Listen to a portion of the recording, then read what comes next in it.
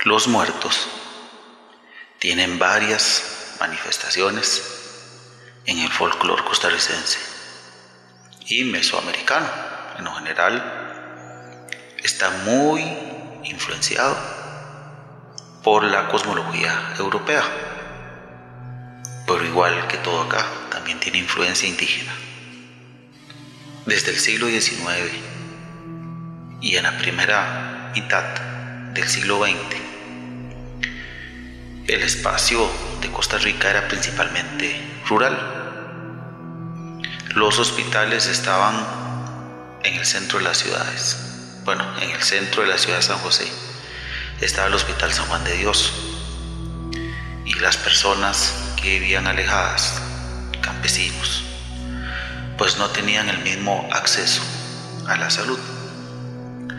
Por lo tanto, cuando las personas enfermaban de gravedad,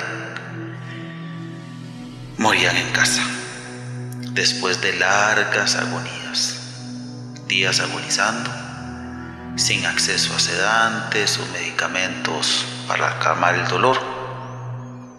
Eran agonías que duraban incluso varios días, la persona agonizando.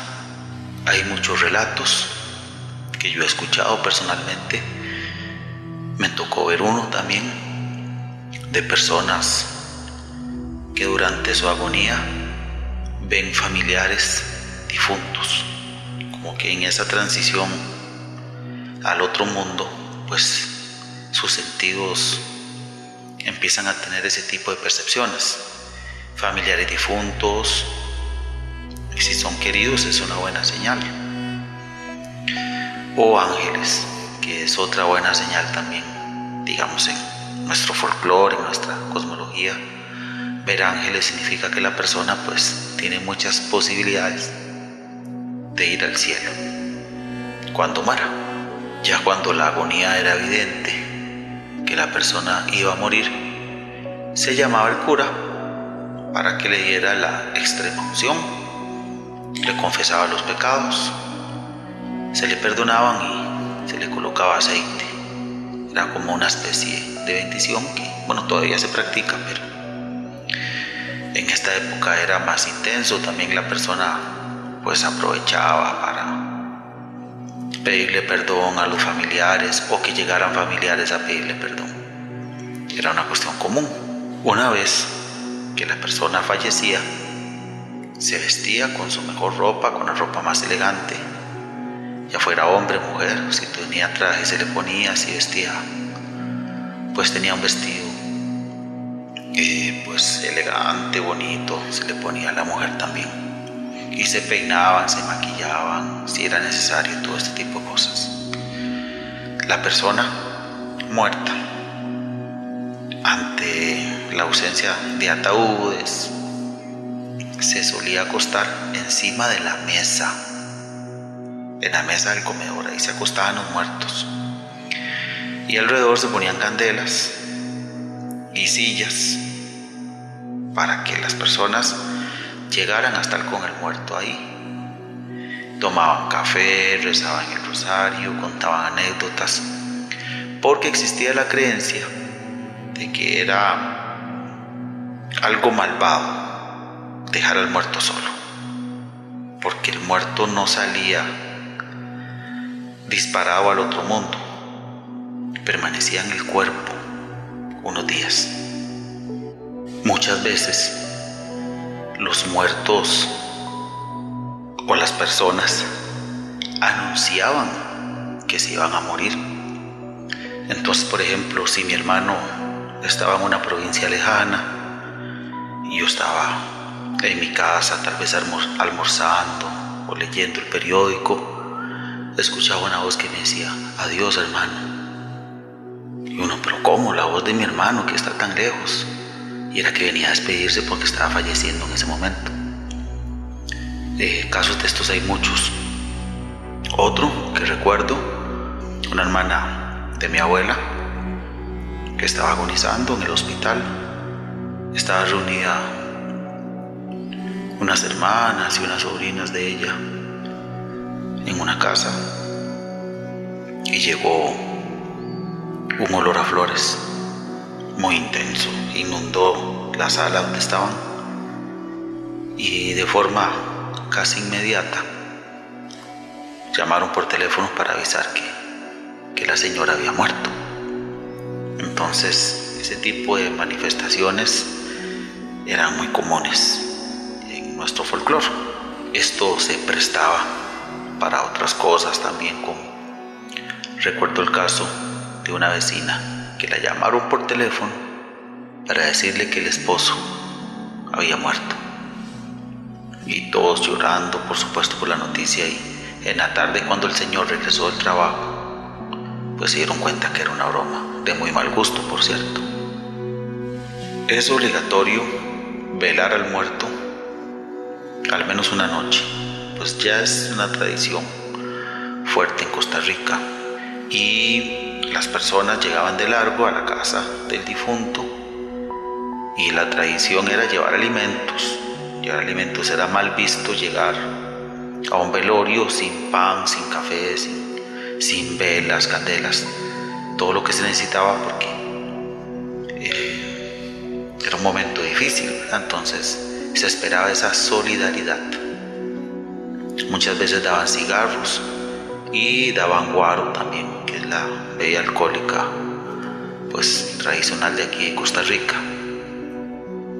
Aproximadamente en 1940, 1950, mi bisabuela vivía en la zona rural, cerca de Atenas y de esos lados, y les llegaron a avisar que una vecina que estaba agonizando ya había fallecido. Y cuando les digo una vecina, les digo que había que caminar 1-2 horas. Entonces mi bisabuela se vistió apropiada para la ocasión, que era vestir de negro, empacó café, candelas, azúcar para llevar, y bueno, se dio la gran caminada. Cuando llegó a la casa de la difunta, la hija le abre la puerta y le dice: bueno, tome, aquí traigo cafecito, azúcar y candelas para el velorio de su mamá, llevándose la noticia que la señora todavía no había muerto. Y bueno, mi bisabuela contaba esto como una de las mayores vergüenzas que había tenido en su vida. Ya una vez que terminaba el velorio, se procedía con el funeral, que bueno, el muerto se llevaba a la iglesia y de la iglesia se llevaba al cementerio. Y en este trayecto el muerto se llevaba en hombros. 6 o 4 hombres tenían la responsabilidad. Se procuraba que todos fueran más o menos de la misma altura y se turnaban para llevar al muerto, porque a veces se había que caminar kilómetros bajo el sol, ¿verdad? Y dependiendo qué tan grande fuera el muerto, pues era más difícil el asunto. Yo estas cosas las llegué a ver, los recuerdo perfectamente. Estos funerales donde llevaban los muertos al hombro y caminaban kilómetros desde la casa a la iglesia y de la iglesia al cementerio. Muchas veces la gente, ¿verdad?, si había un hermano que quería mucho al muerto, se peleaba y no quería ceder su campo, y a veces se consideraba un honor llevar al muerto. Y cuando el muerto tenía hijos con otras mujeres, y los problemas eran muy comunes, y más si había alcohol de por medio, ¿verdad? Eran cosas muy frecuentes. Accidentes habían, que se cayera el ataúd y el muerto rodara por la calle, pues cosas que pasaban. Bueno, una vez que la persona muere, el alma no se va de forma inmediata, ni para el cielo, ni para el infierno según le toque, ni para el purgatorio, sino que se queda en el cuerpo unos días. La tradición dice que son 9 días que el muerto o se queda en el cuerpo, o rondando el cuerpo, o rondando la familia, ¿verdad? Está como en un limbo ahí. Son 9 días.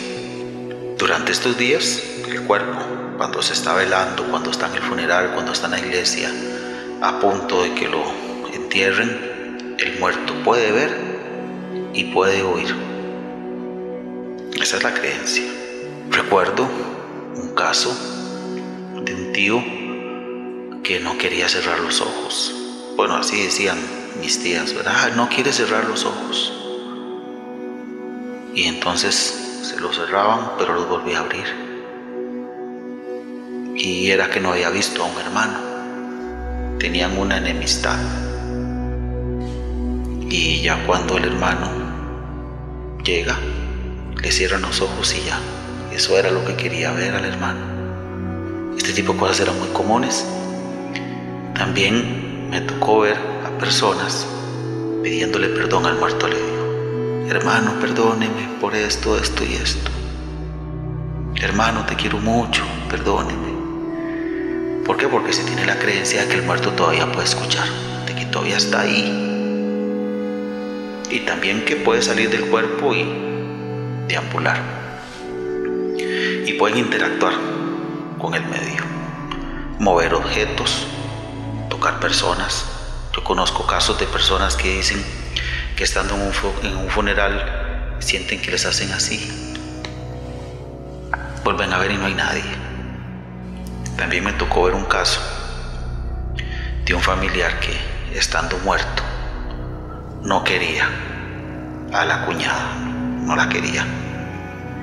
Y cuando la cuñada entró a la habitación donde estaba la persona muerta, abrieron una puerta y la reventaron.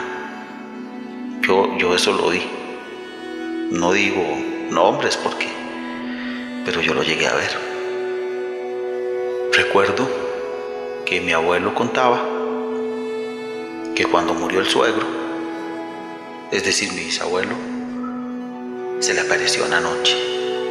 Se le apareció, él estaba acostado, durmiendo, y se despierta en medio de la noche y había una imagen de un Cristo, del Santo Corazón de Jesús. Es un Cristo que tiene un corazón con una cruz y fuego. Y dice que de la imagen salió el espíritu del suegro y le mostró la cicatriz de la autopsia, quejándose de la autopsia que le habían hecho, dando a entender que él sintió y vivió ese proceso y lo sintió como una falta de respeto, ¿verdad? Entonces ya desaparece, ¿verdad? Entonces también tenemos casos de muertos que se manifiestan visualmente a los allegados. Bueno, entonces, como dijimos, el alma permanece en este mundo material 9 días. Por lo tanto, todos los días de esos 9 se hace un rosario. Y el 9º día se reza el novenario, que son 9 rosarios el mismo día. Y esto se hace para ayudar al muerto a que llegue al purgatorio, para que no se quede rondando por ahí asustando a los vivos. Hay un dicho en Costa Rica: hay que tenerle más miedo a los vivos que a los muertos. Pero en Costa Rica la gente le tiene miedo a los muertos. O sea, cuando alguien está recién muerto, la gente anda muy sensible, con miedo de que se le aparezca, con miedo de verlo, con miedo de escucharlo. Y más si han tenido algún tipo de desacuerdo, alguna cosa así, ¿verdad? O vive en la misma casa y la gente le tiene miedo a la cama donde murió el muerto, a la silla donde el muerto estaba. Son creencias muy arraigadas. En la casa donde se realizaba los rosarios, el novenario, por lo general en la casa preferiblemente el mismo muerto. En la sala se monta un altar, se pone una mesa, la foto del difunto, en muchos casos cortinas blancas de fondo, crucifijos, Biblias encima del altar, rosarios, flores, estampitas, imágenes de santos, todo lo que hubiera, pero lo que no puede faltar es una imagen de la Virgen del Carmen. Donde está la Virgen del Carmen, pues es una imagen donde está la Virgen del Carmen con Jesús bebé alzado, sentada cómodamente sobre una nube, y a sus pies están las ánimas del purgatorio pidiendo ayuda, se están quemando en el fuego, y la Virgen dándoles apoyo emocional, ¿verdad? Auxiliándolos en su dolor, dándoles fe, esperanza, todo eso. Para uno como niño ver eso es terrorífico, ¿verdad? Es decir, yo le decía a mi mamá, mami, ¿por qué la Virgen no los ayuda? Porque, ¿verdad? Yo no entendía muy bien la cosmología ahí. En realidad todavía no lo entiendo muy bien, pero bueno, para mí como niño ver eso pues resultaba terrorífico, me daba miedo. Bueno, y hay muertos que por algún motivo no se van, por asuntos pendientes, o porque no les rezaron el rosario, o porque tienen miedo de lo que se van a encontrar en el más allá. Se quedan en la casa donde vivían, o aparecen en el lugar de trabajo, o en lugares donde frecuentaban mucho, se siguen manifestando, se escucha su voz, se escuchan sus pasos, abren puertas, cantan, llaman a la mamá, a la esposa. Yo recuerdo un caso de una señora que le preguntaban que ya viuda porque no se había vuelto a casar, y ella decía que el marido todas las noches llegaba a acostarse a la par de ella. ¿Ustedes se imaginan eso? ¿Se lo pueden imaginar? ¿Qué harían ustedes? Hay personas que son más sensibles a ver cosas paranormales que otras. Hay unas que aseguran haber visto muerto, hay unas que los han escuchado, que los han sentido, su respiración, o que usted está en una habitación y se le ponen los pelos de punta y usted siente la presencia de esa persona. Eso es muy común. Algunas personas no sienten nada, pues no creen en esto, ¿verdad? Por supuesto.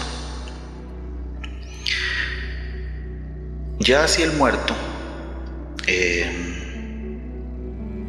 viste con ropas luminosas, si el muerto tiene como algún tipo de brillo, no se le ve bien la cara,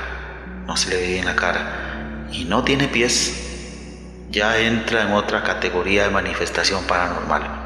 A esto se les llama fantasmas. Obviamente pues tienen mucha relación con los muertos, porque primero es una persona viva, después es un fantasma, pero detrás de los fantasmas pueden haber cosas más sensibles, y de eso vamos a hablar el próximo video, de los fantasmas. Hasta pronto.